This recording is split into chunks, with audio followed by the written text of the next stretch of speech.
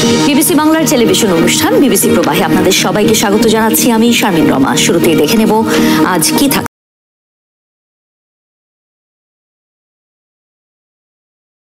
বিমান বাহিনীর প্রশিক্ষণ বিমান বিধ্বস্ত হওয়ার ঘটনায় অন্তত 16 জন মারা গেছে। প্রধান উপদেষ্টার বিশেষ সহকারী অধ্যাপক মোহাম্মদ সায়েদুর রহমান বিকালে এক সংবাদ সম্মেলনে সাংবাদিকদের এই তথ্য নিশ্চিত করেন। দুপুরে বিমানটি বিধ্বস্ত হওয়ার কিছুক্ষণ পর আন্তঃবাহিনী জনসংযোগ পরিদপ্তর ISPR তাদের এক বিবৃতিতে জানিয়েছিল যে বিমান বাহিনীর F7 BGI প্রশিক্ষণ বিমান উত্তরায় বিধ্বস্ত হয়েছে।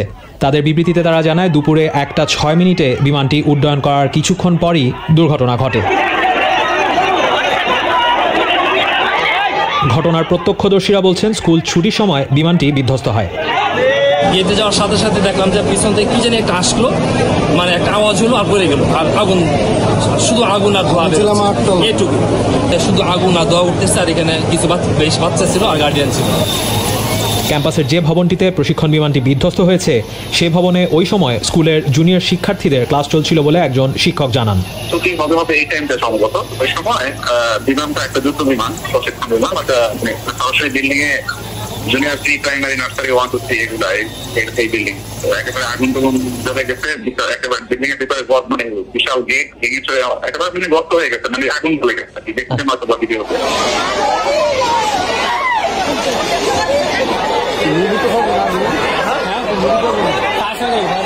সোশ্যাল মিডিয়ায় ছড়িয়ে পড়া ভিডিওতে বিধ্বস্ত বিমানের পাশেই আগুন জ্বলতে দেখা যায়, সেই সাথে ধোঁয়ার কুণ্ডলীও দেখা গেছে। দুর্ঘটনাস্থলে শিক্ষার্থী সহ সাধারণ মানুষকে ছোটাছুটি করতে দেখা যায়। দুর্ঘটনার পর তাৎক্ষণিকভাবে স্থানীয় বাসিন্দা ও সেনাবাহিনী সদস্যরা উদ্ধার তৎপরতায় অংশ নেয়। সে সময় সেনাবাহিনী সদস্য ও স্থানীয়দের গুরুতর আহতদের হাসপাতালের দিকে নিয়ে যেতে দেখা যায়।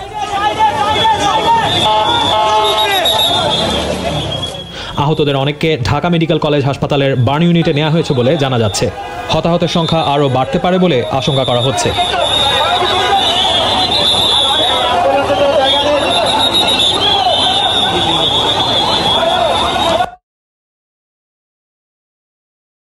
দাউ দাউ করে পড়ছে মাইলস্টোন, ভেতর থেকে বের করে আনা হচ্ছে দগ্ধ কোমলমতি শিক্ষার্থীদের। চারদিকে চিৎকার, আর্তনাদ, আহাজারি, এ যেন চরম বিভীষিকাময় একদিন। পাঠদান চলাকালে হঠাৎ আছড়ে পড়ে বিমান বাহিনীর একটি প্রশিক্ষণ বিমান। এরপরই নেমে আসে ভয়াবহতা। কিন্তু কিভাবে ঘটল এই ঘটনা? আন্তঃবাহিনী জনসংযোগ পরিদপ্তর জানিয়েছে বেলা 1:06 দিকে বাংলাদেশ বিমান বাহিনীর F7 BGI প্রশিক্ষণ বিমানটি উড্ডয়ন করে। তার কিছুক্ষণ পরেই বিমানটি বিধ্বস্ত হয় উত্তরায়। ভারতীয় গণমাধ্যম বিজনেস স্ট্যান্ডার্ডের প্রতিবেদন বলছে সামরিক সক্ষমতা বৃদ্ধিতে 2022 সালের মাঝামাঝি চীন থেকে 36টি F7 BGI যুদ্ধবিমান আমদানি করে বাংলাদেশ। তারই একটি আছড়ে পড়েছে মাইলস্টোনে।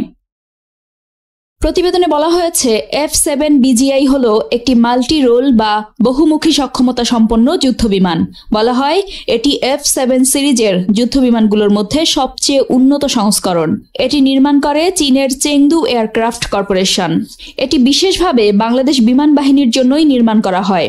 বাংলাদেশের চাহিদা অনুযায়ী এটিকে ব্যয় সাশ্রয়ী বহুমুখী যুদ্ধবিমান হিসেবে করা হয় ডিজাইন।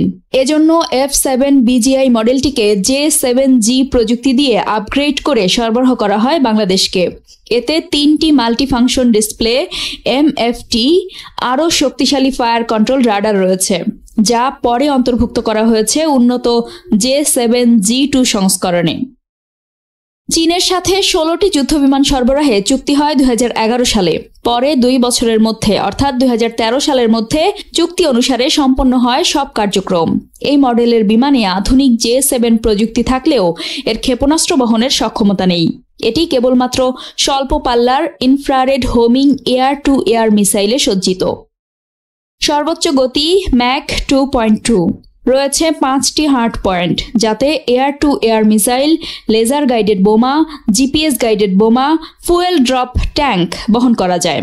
এছাড়া full glass cockpit, KLJ-6F radar, afterburner সহ মোট 82 কিলোনিউটন থ্রাস্ট সক্ষমতা সম্পন্ন এই জেট J7G2 এয়ারফ্রেম এবং ডাবল ডেল্টা উইং এই ফাইটার জেটকে দিয়েছে বেশি অ্যাঙ্গেল অফ অ্যাটাকে উচ্চ লিফট তৈরি এবং স্টলিং প্রতিরোধ সক্ষমতা। রয়েছে 3টি মাল্টিফাংশনাল HUD ডিসপ্লে এবং হতাশ অর্থাৎ hands on throttle and stick control system. Report অনুযায়ী এটি বেশিরভাগ MiG-21 এবং সমসাময়িক অনেক যুদ্ধ বিমানের চেয়ে বেশি চলাচলে সক্ষম। বিমানগুলো PL-5, PL-7, সম্ভবত PL-9 স্বল্প পাল্লার এয়ার টু এয়ার মিসাইল বহনে সক্ষম। 300 পাউন্ড পর্যন্ত বোমা ও আনগাইডেড রকেট পড বহন করতে পারে, যার মধ্যে চীনা লেজার গাইডেড বোমাও রয়েছে। গোপালগঞ্জে জাতীয় নাগরিক পার্টির পদযাত্রাকে কেন্দ্র করে সংঘর্ষের ঘটনায় নিহত 5 জনের মধ্যে 3 জনের মরদেহ কবর থেকে তোলা হয়েছে। লাশ উত্তোলনের পর সুরতহাল প্রতিবেদন ও ময়নাতদন্তের নির্দেশ দিয়েছেন আদালত।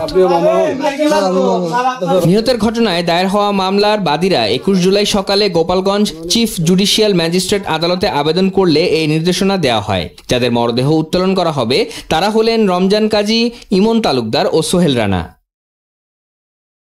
16 জুলাই এনসিপির পদযাত্রা ও মার্চ টু গোপালগঞ্জ ঘিরে সংঘর্ষের ঘটনায় নিহত হন রমজান সহ 5 জন। ময়নাতদন্ত ছাড়াই লাশ দাফন করা হয়েছে বলে অভিযোগ করেন রমজানের স্বজনরা।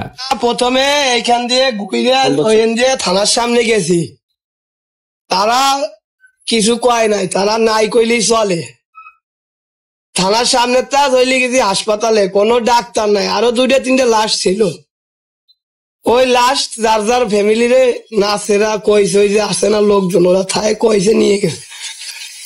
আমার বাবারে তো নিয়ে আমি বই নেই রয়েছি ওই জায়গায়। আমার বাবারে যদি ডাক্তারও দেখতো। মামলা করার জন্য গেছিলেন? না, থানায় গেছি, থানার সামনে দিয়ে দাঁড়াইছি। পুলিশকে তোমরা যাও হাসপাতাল, আমরা আসবানি। 3টের পরে আমরা হসপিটালে গেছি। হসপিটালে যাই দেখি কি আমার বাইক নিয়ে নিচে শোয়াই রাখছে, রক্ততে ভাসি গেছে ফ্লোর। হসপিটালের কোনো ডাক্তার আর কোনো ট্রিটমেন্ট নাই, কোনো ট্রিটমেন্ট ওরা দেয় নাই, আর কোনো ট্রিটমেন্ট দেয় নাই। তারপর আমরা লাশ নিয়েছিলাম, লাশ আমরা বাড়ির বন্ধু গাই নিয়ে আনার পরে তা দেখলাম যে আমরা থানায় নিয়ে যাই। থানায় নিয়ে গেছি, থানা দেখছি আটকাইনি, থানায় কোনো যারা ছিল তারা কোনো করে নাই। তার আমরা আবার সেই লাশ নিয়ে হসপিটালে গেছি। হসপিটালে যাওয়ার পরে হসপিটালে যারা দায়িত্বরত ডাক্তাররা ছিল, নার্সরা ছিল, তারা আমাদের বলে যে আপনারা লাশ এখান থেকে নিয়ে চলে যান, আমরা লাশ এখন কিছু করবো না, আপনারা লাশ নিয়ে চলে যান। যদি লাশ নিয়ে না চলে যান তাহলে এটা ঝামেলা হবে। স্বজনদের এই বক্তব্যের পুরো উল্টোটা বলেছিল সদর হাসপাতাল কর্তৃপক্ষ। তাদের দাবি নিহতদের ময়নাতদন্ত করার সুযোগ ছিল না, তবে নিশ্চিত করেন তারা সবাই গুলিতেই মারা গেছেন। পোস্টমর্টম করতে চেয়েছি, আমাদের কাছে বলে যে মারা গেছে গুলি খেয়ে এবার পোস্টমর্টম করতে হবে, এই ধরনের কথা। আচ্ছা, তো 4 জনের 4টা ফ্যামিলি তাদের ডেড বডি নিয়ে চলে গেছে। 4 জন পোস্টমর্টম নিয়ে কারো করা হয়নি কি? আচ্ছা, কিন্তু এগুলো তো পুলিশ কেস। হ্যাঁ, নিয়ম অনুযায়ী তো করার কথা।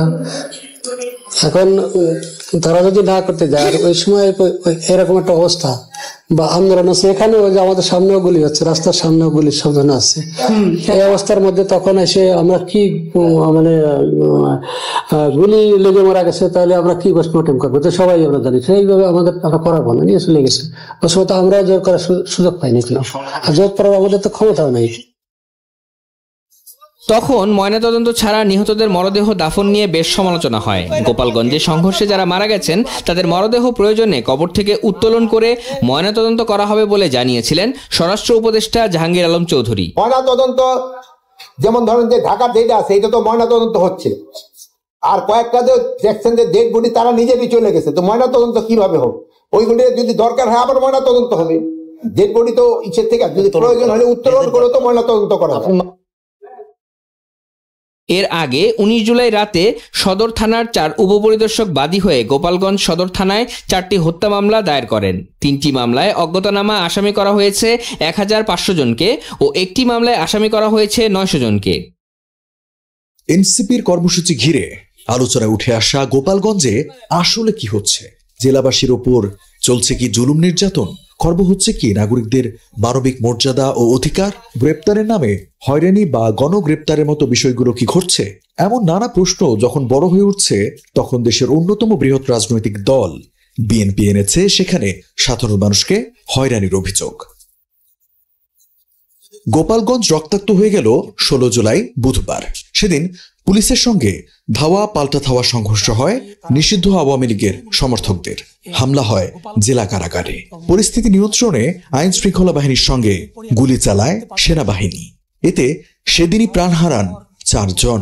পরে চিকিৎসাধীন অবস্থায় মৃত্যু হয় আরো একজনের। তাদের মধ্যে 4 জনকে দাফন ও সৎকার করা হয়েছে ময়নাতদন্ত ছাড়াই। সংঘাতের সময় পুলিশ সুপারের কার্যালয়ে আটকে পড়া এনসিপির কেন্দ্রীয় নেতারা সেদিন সেনাবাহিনীর সাজোয়া জানে করে গোপালগঞ্জ ত্যাগ করেন। এ সহিংসতার প্রেক্ষাপটে স্বল্প বিরতি দিয়ে কারফিউ ও 144 ধারা জারি রাখে প্রশাসন। সরকারের কড়া নির্দেশনায় হামলায় জড়িতদের ধরতে স্থলপথের পাশাপাশি নৌপথে জোরদার করা হয় তল্লাশি। ঘটনার 4 দিনের মাথায় 4টি হত্যা মামলায় আসামি করা হয়েছে আওয়ামী লীগের 6000 নেতাকর্মীকে। 19 জুলাই নিজের ভেরিফাইড ফেসবুক অ্যাকাউন্টে দেওয়া এক পোস্টে গোপালগঞ্জবাসীর ওপর জুলুম বন্ধের আহ্বান জানান মেট্রো নিউজের editor in chief Tasnim Khalil. তিনি লেখেন, গোপালগঞ্জবাসীর ওপর জুলুম বন্ধ করুন। তারা আমাদের ভাই বোন, বাংলাদেশের নাগরিক। তাদের নিরাপত্তা, মানবিক মর্যাদা ও নাগরিক অধিকার রক্ষা করাই রাষ্ট্রীয় বাহিনীগুলোর সাংবিধানিক দায়িত্ব। 20 জুলাই এনসিপির সমাবেশকে কেন্দ্র করে সংঘর্ষের জেরে আইন শৃঙ্খলা রক্ষাকারী বাহিনী গণগ্রেপ্তার চালাচ্ছে বলে অভিযোগ করেছেন বিএনপির নেতারা। কোটালীপাড়া উপজেলার ঘাগর বাজারের দলীয় কার্যালয়ে করা হয় এই সংবাদ সম্মেলন। আইন শৃঙ্খলা রক্ষাকারী বাহিনীর উদ্দেশ্যে কোটালীপাড়া পৌরসভার বিএনপি সাধারণ সম্পাদক ওয়ালিউর রহমান হাওলাদার বলেন, বিক্ষোভের সময় সেখানে আপনারা উপস্থিত ছিলেন, কিন্তু তখন একজনকেও আপনারা আটক করতে পারেননি। আপনাদের কাছে তো ফুটেজ আছে, আপনারা এই ফুটেজ দেখে আসামি গ্রেপ্তার করতে পারতেন, কিন্তু আপনারা তা না করে নিরীহ মানুষদের গ্রেপ্তার করছেন। আমরা এর তীব্র নিন্দা ও প্রতিবাদ জানাই। হুঁশিয়ারি উচ্চারণ করে ওয়ালিউর আরো বলেন, আমরা মানুষের জন্য রাজনীতি করি। আপনারা যদি সেই মানুষদের হয়রানি করেন তাহলে সাধারণ মানুষকে সঙ্গে নিয়ে এর প্রতিরোধ করব। স্থানীয় বিএনপির অভিযোগ প্রসঙ্গে কোটালীপাড়া থানার ওসি আবুল কালাম আজাদ বলেন, আমরা কোনো গণগ্রেপ্তার করছি না। ঘটনার সঙ্গে জড়িত যারা আছেন তাদেরকেই আমরা গ্রেপ্তার করছি। ওই ঘটনার সঙ্গে সংশ্লিষ্ট 30 জনকে এখন পর্যন্ত গ্রেপ্তার করা হয়েছে। এখানে গণগ্রেপ্তার কিভাবে হলো? গণগ্রেপ্তারের অভিযোগ মানতে নারাজ স্বরাষ্ট্র উপদেষ্টা লেফটেন্যান্ট জেনারেল অবসরপ্রাপ্ত জাহাঙ্গীর আলম চৌধুরীও। তিনি বলেন, অন্যায় করলে সে গ্রেপ্তার হবে, আর যে অপরাধ করেনি সে যেন ধরা না পড়ে। গোপালগঞ্জে গণগ্রেপ্তার হচ্ছে না, যারা অন্যায় করেছে কেবল তাদেরই গ্রেপ্তার করা হচ্ছে। সম্প্রতি ঢাকায় জাতিসংঘের মানবাধিকার বিষয়ক হাইকমিশনের একটি মিশন চালু হওয়ার বিষয়ে সমঝোতা স্বাক্ষর হওয়ার বিষয়টি নিশ্চিত করেছে বাংলাদেশের অন্তর্বর্তীকালীন সরকার। বাংলাদেশের অন্তর্বর্তী সরকারের পক্ষ থেকে জানানো হয়, মিশন খোলার জন্য জাতিসংঘের মানবাধিকার বিষয়ক হাইকমিশনারের অফিস এবং বাংলাদেশ সরকার 3 বছর মেয়াদী একটি সমঝোতা স্মারক সই করেছে। অফিসটা হবে প্রাথমিকভাবে 3 বছরের জন্য। এই 3 বছরের মধ্যে দ্বিতীয় বছরে যদি 2 পক্ষ মনে করে রিনিউ হওয়া দরকার, তাহলে সেটা বিবেচনা করে দেখতে পারবে। আমরা আশা করি আগামীতে এবং আমাদের সরকার আমলেও যদি কোনো গুরুতর মানবাধিকার লঙ্ঘনের ঘটনা ঘটে, যে কোনো ক্ষেত্রেই ঘটে, তাহলে আমাদের যে মানবাধিকার বিষয়ক যে রাষ্ট্রীয় এজেন্সি অফিসগুলো আছে, এটার পাশাপাশি OHCHR এর যে লোকাল অফিসটা হবে, সেটা একটা গুরুত্বপূর্ণ ভূমিকা পালন করতে পারবে। ঢাকায় এই কার্যালয় খোলা নিয়ে পক্ষে বিপক্ষে নানা রকম বিতর্ক শুরু হয়েছে। সরকারের এই সিদ্ধান্ত নিয়ে একটি মহল আপত্তি জানিয়ে আসছে। বিশেষ করে কয়েকটি ইসলামপন্থী দল ও সংগঠন সভা করে সরাসরি নিজেদের আপত্তির কথা তুলে ধরেছে। সংবাদ মাধ্যমে দেওয়া এক বিবৃতিতে হেফাজতে ইসলাম বাংলাদেশ জানিয়েছে, বাংলাদেশে মানবাধিকার কমিশনের অফিস খুলতে দেওয়া হবে না। আমরা বাংলাদেশে জাতিসংঘের মানবাধিকার কমিশনের নামে বাংলাদেশের স্বাধীনতায় হস্তক্ষেপ করবার নীল নকশা বাস্তবায়ন হতে দেব না। তারা বর্তমান এই সভ্য পৃথিবীতে সমকামিতার মতো পৃথিবীর সবচেয়ে বড় বর্বরতা, অসভ্যতা, অশালীনতাকে তারা মানুষের অধিকার হিসেবে বাস্তবায়ন করে মানব সভ্যতায় ধস নামিয়ে দিতে চায়। তবে মানবাধিকার কর্মীরা ঢাকায় জাতিসংঘের মানবাধিকার কমিশনের অফিস স্থাপনের সিদ্ধান্তকে স্বাগত জানিয়েছে। জাতিসংঘের মানবাধিকার হাইকমিশন এমন একটি সংস্থা যার মূল কাজ হল বিশ্বব্যাপী মানবাধিকার রক্ষা, এই সংক্রান্ত প্রচার এবং বাস্তবায়নে সহায়তা করা। এই দফতরটি বিশ্বের বিভিন্ন দেশের মানবাধিকার পরিস্থিতির তথ্য সংগ্রহ করে, পর্যালোচনা করে এবং প্রতিবেদন তৈরি করে, যা জাতিসংঘের মানবাধিকার বিষয়ক বিভিন্ন সম্মেলনে তুলে ধরা হয়। বিশেষ করে নির্যাতন, বৈষম্য, মত প্রকাশের স্বাধীনতা হরণ, নারী ও শিশুদের অধিকার লঙ্ঘনের মতো বিষয়গুলো তদন্ত ও প্রতিবেদন তৈরিতে বিশেষ ভূমিকা রাখে এই অফিস। অনেক সময় কোনো দেশে কার্যালয় না থাকলেও যেখানে মানবাধিকার লঙ্ঘনের অভিযোগ ওঠে সেখানে বিশেষজ্ঞ দল পাঠিয়ে তথ্য সংগ্রহ ও বিশ্লেষণ করে এই সংস্থাটি। 2024 সালের জুলাইয়ে গণঅভ্যুত্থানের সময় যে হত্যাকাণ্ড হয়েছিল তা নিয়ে প্রতিবেদন তৈরির জন্য ওই বছরের সেপ্টেম্বরে সংস্থাটির প্রতিনিধিরা বাংলাদেশে এসেছিলেন। বাংলাদেশের মানবাধিকার পরিস্থিতি নিয়ে বিভিন্ন সময় জাতিসংঘ, যুক্তরাষ্ট্রের স্টেট ডিপার্টমেন্ট, আন্তর্জাতিক মানবাধিকার সংস্থা উদ্বেগ জানিয়ে আসছে। বিশেষ করে শেখ হাসিনা নেতৃত্বাধীন আওয়ামী লীগ সরকারের সময় গুম, বিচার বহির্ভূত হত্যা, বেআইনি আটক, গ্রেফতার, হয়রানির বহু অভিযোগ ছিল। মানবাধিকার সংস্থা Bangladesh legal aid and services ট্রাস্টের নির্বাহী পরিচালক সারা হোসেন বিবিসি বাংলাকে এই বিষয়ে বলেন, জাতিসংঘের মানবাধিকার বিষয়ক হাইকমিশনের অফিস বাংলাদেশে থাকলে এইসব ঘটনার তদন্ত করাটা সহজ হবে। মাত্র 1 বছর আগে এখানে 800 থেকে 1,500 মানুষকে মেরে ফেলা হয়েছে একটা হত্যাকাণ্ডের মধ্যে, এবং সেই বিষয়গুলোর বিচার এখন অব্দি হয়নি, এবং অনেক বছর ধরে নানান ধরনের মানবাধিকার লঙ্ঘন হচ্ছে, অতি গুরুতর মানবাধিকার লঙ্ঘন। তো মানবাধিকার অফিস থাকলেই বিভিন্ন ধরনের আইনগত সহায়তা দিবেন, লিগাল সাপোর্টও দিবেন। জাতিসংঘের মানবাধিকার হাইকমিশনের সদর দফতর সুইজারল্যান্ডের জেনেভায়। তবে মার্কিন যুক্তরাষ্ট্রের নিউ ইয়র্কেও একটি অফিস রয়েছে।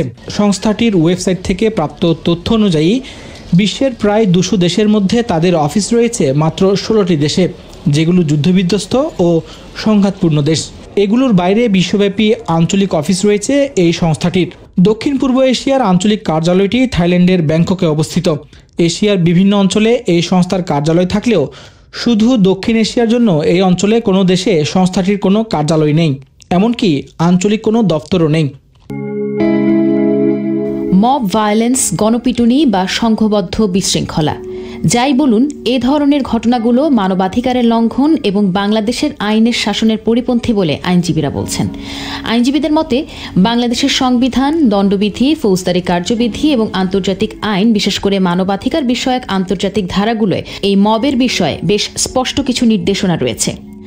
বাংলাদেশের সংবিধানে অপরাধী নিরপরাধী নির্বিশেষে প্রতিটি নাগরিককে আইনের আওতায় বিচারের ক্ষেত্রে আত্মপক্ষ সমর্থনের সুযোগ দেওয়া হয়েছে। সংবিধানের 27 অনুচ্ছেদ অনুযায়ী রাষ্ট্রের সকল নাগরিক আইনের আশ্রয় লাভের সমান সুযোগ পাবে। কেউ আশ্রয় থেকে বঞ্চিত হবে না বা কোনো বিশেষ সুবিধা পাবে না। অনুচ্ছেদ 31-এ বলা হয়েছে, কোনো ব্যক্তির জীবন, স্বাধীনতা, দেহ, সম্মান বা সম্পত্তির ক্ষতি করা যাবে না, যদি না সেটা আইনের নিয়ম মেনে করা হয়। সংবিধানের অনুচ্ছেদ 32-এ বলা হচ্ছে, আইন অনুযায়ী যথাযথ প্রক্রিয়া ছাড়া কারো জীবন বা ব্যক্তি স্বাধীনতা থেকে বঞ্চিত করা যাবে না। অনুচ্ছেদ 33 অনুযায়ী একজন ব্যক্তির অবশ্যই তার মনোনীত আইনজীবীর সাথে পরামর্শ এবং আত্মপক্ষ সমর্থনের অধিকার রয়েছে। অনুচ্ছেদ 35 অনুযায়ী আইনের দৃষ্টিতে অপরাধী প্রমাণ না হওয়া পর্যন্ত কাউকে দোষী সাব্যস্ত করা যাবে না এবং অপরাধের জন্য যতটুকু শাস্তি প্রাপ্য তার চেয়ে বেশি ভিন্ন কোনো শাস্তি দেওয়া যাবে না। মব ভায়োলেন্সে কাউকে ন্যায্য বিচার ছাড়াই শাস্তি দেয়া হয়, যা সংবিধান পরিপন্থী। বাংলাদেশের ফৌজদারি কার্যবিধির 59 ধারা অনুযায়ী অপরাধী ধরা পড়লে তাকে কাছের পুলিশ স্টেশনে নিয়ে যেতে হবে। সেখানে থানার দায়িত্বপ্রাপ্ত পুলিশ কর্মকর্তা তাকে হেফাজতে নেবেন। পুলিশ বা ম্যাজিস্ট্রেটের দায়িত্ব হল আইন নিজের হাতে তুলে নেওয়ার যে কোনো চেষ্টাকে প্রতিহত করা এবং জননিরাপত্তা রক্ষা করা। কোথাও কোনো মব ভায়োলেন্স হলে পুলিশ বা ম্যাজিস্ট্রেট তা ভেঙে দিতে পারেন এবং প্রয়োজন হলে বল প্রয়োগও করতে পারেন। দণ্ডবিধির 34 ধারা অনুযায়ী গণপিটুনিতে অংশ নেয়ার সব ব্যক্তি সমানভাবে এজন্য দায়ী হবে, কেননা আইনে যৌথ দায়িত্বশীলতা বলে একটা নীতি আছে, যেখানে বলা হয়েছে একই উদ্দেশ্য নিয়ে যদি একাধিক ব্যক্তি কোনো অপরাধ সংগঠন করে তাহলে প্রত্যেক ব্যক্তি এমনভাবে দায়ী হবেন যেন তিনি নিজেই অপরাধটি করেছেন। এর মানে গণপিটুনিতে যারা অংশ নেবেন সেটা আদালতে প্রমাণ করা গেলে সবারই শাস্তি নিশ্চিত করার সুযোগ আছে। এক্ষেত্রে কেউ বড় ধরনের জখম করলেও যে শাস্তি পাবেন, একজন সামান্য ধাক্কা দিলেও একই শাস্তির আওতাভুক্ত হবেন। এছাড়া গণপিটুনিতে কেউ যদি মারা যায় আর সেটা যদি হত্যা হিসেবে আদালতে প্রমাণ করা যায় তাহলে দণ্ডবিধি 1860-এর 299 ধারায় উল্লেখিত হত্যার অপরাধে অপরাধীকে 302 ধারার অধীনে মৃত্যুদণ্ড অথবা যাবজ্জীবন কারাদণ্ড এবং জরিমানার দণ্ডেও দণ্ডিত করা যায়। সে হিসেবে আদালতে মব ভায়োলেন্সে হত্যা প্রমাণিত হলে আইন অনুযায়ী সবারই ন্যূনতম দণ্ড হবে যাবজ্জীবন কারাদণ্ড। দণ্ডবিধির ধারা 149 অনুযায়ী একদল মানুষ যদি বেআইনিভাবে জড়ো হয়ে কোনো অপরাধ সংগঠিত করে, সহজ করে বললে মানুষ জড়ো হয়ে যদি কাউকে মারধর বা হত্যা করে, তাহলে প্রত্যেক অংশগ্রহণকারী সমানভাবে দায়ী হবে। এক্ষেত্রে হত্যা অর্থাৎ 302 ধারা, হত্যা চেষ্টা অর্থাৎ 307 ধারা বা গুরুতর আঘাত অর্থাৎ 323 ধারায় শাস্তি হবে। দণ্ডবিধির 307 ধারা অনুযায়ী যদি কাউকে ইচ্ছা করে মেরে ফেলার চেষ্টা করা হয় কিন্তু মানুষটি মারা না যায় তাহলে এটি হত্যার চেষ্টা হিসেবে গণ্য হবে। সেক্ষেত্রে 10 বছর থেকে আজীবন কারাদণ্ড ও জরিমানার শাস্তির বিধান রাখা হয়েছে। অন্যদিকে 320 ধারায় গুরুতর আঘাতের সংজ্ঞা অনুযায়ী যদি কেউ ইচ্ছাকৃতভাবে কারো শরীরে স্থায়ী ক্ষতি বা বিপজ্জনক আঘাত করে, যেমন চোখ বা অঙ্গ নষ্ট করে দেয়া, হাড় ভেঙে দেয়া, গর্ভপাত ঘটানোর মতো গুরুতর জখম করে, তাহলে 325 ধারা অনুযায়ী সর্বোচ্চ 7 বছরের সশ্রম বা বিনাশ্রম কারাদণ্ড এবং সাথে জরিমানা বা উভয় দণ্ডে দণ্ডিত করা হবে। দণ্ডবিধির 319 ধারায় সাধারণ আঘাতের সংজ্ঞা অনুযায়ী যদি কেউ ইচ্ছাকৃতভাবে বা অবৈধভাবে কারো শরীরে আঘাত করে, রোগ তৈরি করে বা শরীরের কোনো অঙ্গে অস্থায়ী অক্ষমতা তৈরি করে, তাহলে 323 ধারা অনুযায়ী সর্বোচ্চ 1 বছর পর্যন্ত কারাদণ্ড অথবা 1000 টাকা জরিমানা বা উভয় দণ্ডে দণ্ডিত করা হবে। এছাড়া দণ্ডবিধির 335 ধারা অনুযায়ী যদি কেউ উস্কানির কারণে হঠাৎ উত্তেজনায় পড়ে কারো শরীরে গুরুতর আঘাত করে, তাহলে আঘাতকারী ব্যক্তির সর্বোচ্চ 4 বছরের কারাদণ্ড, অর্থদণ্ড বা উভয় দণ্ডে দণ্ডিত হতে পারেন। ধারা 147 অনুযায়ী যদি কোনো ব্যক্তি বেআইনিভাবে দল বেঁধে সহিংস আচরণ করে বা জনশৃঙ্খলা ভঙ্গ করে তবে সেটা দাঙ্গা হিসেবে গণ্য হবে এবং ধারা 148 অনুযায়ী কেউ যদি মারণাস্ত্র বা বিপজ্জনক অস্ত্র নিয়ে দাঙ্গায় অংশ নেয় তাহলে সেটা অস্ত্রসহ দাঙ্গা হিসেবে ধরা হবে। দাঙ্গার ক্ষেত্রে 2 বছরের কারাদণ্ড, জরিমানা বা উভয়দণ্ড এবং অস্ত্রসহ দাঙ্গার ক্ষেত্রে 3 বছরের কারাদণ্ড, জরিমানা বা উভয় দণ্ডে দণ্ডিত হওয়ার শাস্তির কথা বলা আছে। দাঙ্গা করতে গিয়ে যদি কাউকে হত্যা চেষ্টা বা গুরুতর জখম করা হয় তাহলে উল্লেখিত ধারায় আলাদা আলাদা শাস্তির বিধান রয়েছে। মানবাধিকার সার্বজনীন ঘোষণা 1948, UDHR এর ধারা 3 এবং European convention of human rights UCHR এর 2 নম্বর ধারা এবং নাগরিক ও রাজনৈতিক অধিকার সম্পর্কিত আন্তর্জাতিক চুক্তি 1966 অর্থাৎ ICCPR 6 নম্বর ধারা অনুযায়ী প্রত্যেক মানুষের জীবন, স্বাধীনতা ও ব্যক্তিগত নিরাপত্তার অধিকারের কথা বলা আছে। অর্থাৎ একজন মানুষ সুস্থ স্বাভাবিকভাবে তার জীবনযাপনের অধিকার রাখেন। কাউকে বেআইনিভাবে হত্যা করা যাবে না। মব ভায়োলেন্সে এই অধিকার লঙ্ঘিত হয়। এই ধারা লঙ্ঘন হলে জাতিসংঘের হিউম্যান রাইটস কমিটিতে অভিযোগ দায়ের করা যায় এবং ইউরোপিয়ান কোর্ট অফ হিউম্যান রাইটসে মামলা করা যায়। মানবাধিকারের সার্বজনীন ঘোষণার 5 নম্বর ধারা এবং ইউরোপিয়ান কনভেনশন অফ হিউম্যান রাইটসের 3 নম্বর ধারা এবং নাগরিক ও রাজনৈতিক অধিকার সম্পর্কিত আন্তর্জাতিক চুক্তি 1966 এর 7 নম্বর ধারায় কারো প্রতি নির্যাতন, অত্যাচার, নিষ্ঠুরতা, অমানবিক বা অপমানজনক আচরণ নিষিদ্ধ করা হয়েছে। UDHR এর 7 নম্বর ধারা, ECHR এর 14 ধারা, ICCPR এর 26 ধারায় প্রতিটি মানুষের ন্যায় বিচার পাওয়ার অধিকারের কথা বলা আছে। এদিকে জাতিসংঘের নির্যাতন বিরোধী কনভেনশন অর্থাৎ UNCAT-তে যে কোনো ধরনের নিষ্ঠুর বা অবমাননাকর আচরণ নিষিদ্ধ ঘোষণা করা হয়েছে। না হলে জাতিসংঘের কমিটি এগেইনস্ট টর্চারে অভিযোগ দায়েরের সুযোগ আছে। মব ভায়োলেন্সের মতো বিষয়গুলো আন্তর্জাতিক ফৌজদারি আদালত অর্থাৎ ICC-তেও গড়াতে পারে। আন্তর্জাতিক এই ধারাগুলো মূলত আন্তর্জাতিক চাপ, নৈতিক দায়বদ্ধতা এবং রাজনৈতিক শাস্তি বা নিন্দার মুখোমুখি করে। যে দেশ এই চুক্তিগুলো স্বাক্ষর করেছে তাদের দায়িত্ব হয় নিজস্ব ফৌজদারি আইন বা সংবিধানের মাধ্যমে সুনির্দিষ্ট শাস্তি নির্ধারণ করা। মাস জুড়ে জুলাই পদযাত্রা কর্মসূচিতে রয়েছে জাতীয় নাগরিক পার্টি এনসিপি। দেশের বিভিন্ন প্রান্তে ছুটে চলেছেন দলটির কেন্দ্রীয় নেতারা। তাদের কর্মসূচিতে মানুষের অংশগ্রহণও দেখা গিয়েছে বেশ।